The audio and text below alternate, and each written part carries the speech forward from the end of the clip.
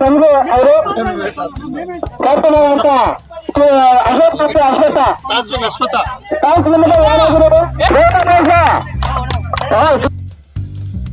Cricket cricket cricket ಬೇಸಿಗೆ ಕಾಲ ಶುರುವಾಯಿತು ಅಂದರೆ ನಮ್ಮ ದೇಶದಲ್ಲಿ ಎಲ್ಲಿ ಕೂತರೂ ಕ್ರಿಕೆಟ್, ಎಲ್ಲೋದರೂ ಕ್ರಿಕೆಟ್ ಆಟದ ಸುದ್ದಿನೇ ಮಾತಾಡೋದು.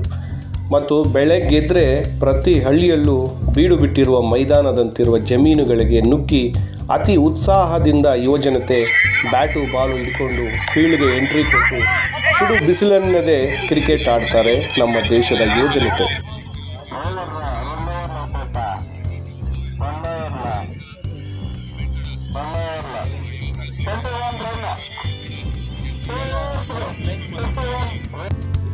ಇದಕ್ಕೆಲ್ಲ ಪ್ರೇರಣೆ ದೇಶದ ಪ್ರತಿಷ್ಠಿತ IPL ಕ್ರಿಕೆಟ್ ಪಂದ್ಯಾವಳಿಗಳು ಅಂತ ಹೇಳ್ಬೋದು.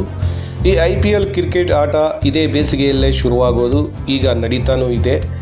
ಭಾರತಾದ್ಯಂತ ಈ IPL ಕ್ರಿಕೆಟ್ ಪಂದ್ಯಗಳು 2 ತಿಂಗಳ ಕಾಲ ನಡೆಯೋದರಿಂದ ಕ್ರಿಕೆಟ್ ಅಭಿಮಾನಿಗಳು ಕಾತರದಿಂದ ಕಾದು ಕುಳಿತು ವೀಕ್ಷಿಸುತ್ತಾರೆ. ಈ IPL ಕ್ರಿಕೆಟ್ ಪಂದ್ಯಾವಳಿಗಳ ಒಂದು ಸ್ಫೂರ್ತಿಯಿಂದ ನಮ್ಮ ಹಳ್ಳಿಗಳಲ್ಲಿ, ಗ್ರಾಮೀಣ ಭಾರತದಲ್ಲಿ ಕ್ರಿಕೆಟ್ಟು ತುಂಬ ಫೇಮಸ್ಸೇ ಆಗಿದೆ.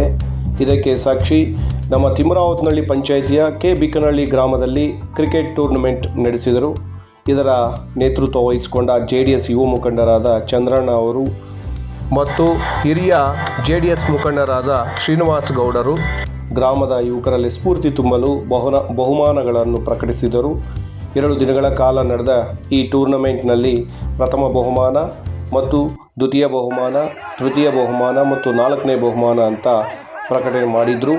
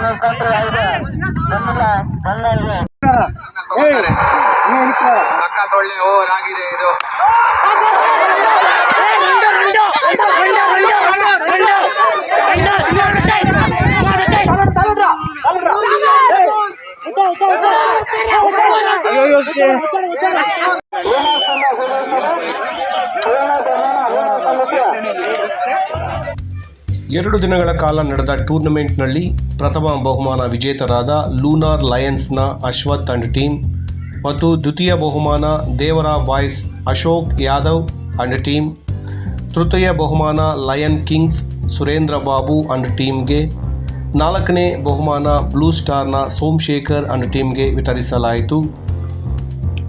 ಇದೇ ಸಂದರ್ಭದಲ್ಲಿ ಓವರಾಲ್ ಟೂರ್ನಮೆಂಟ್ನಲ್ಲಿ man of the match, best batting score, allrounder ಆಗಿ ಗಂಗಾಧರ್ ಬಹುಮಾನ ಸ್ವೀಕರಿಸಿದರೆ ಬೌಲರ್ ಆ್ಯಂಡ್ ಆಲ್ರೌಂಡರ್ ಆಗಿ ನವೀನ್ ಬಹುಮಾನ ಪಡೆದುಕೊಂಡರು. ನಂತರ ಎಲ್ಲ ಟೀಮ್ಗಳು ಸೇರಿ ಕ್ರಿಕೆಟ್ ಆಟ 2 ದಿವಸಗಳ ಆಡಿದ ಆಟವನ್ನು ಸಂಭ್ರಮಾಚರಣೆ ಮಾಡಿಕೊಂಡರು.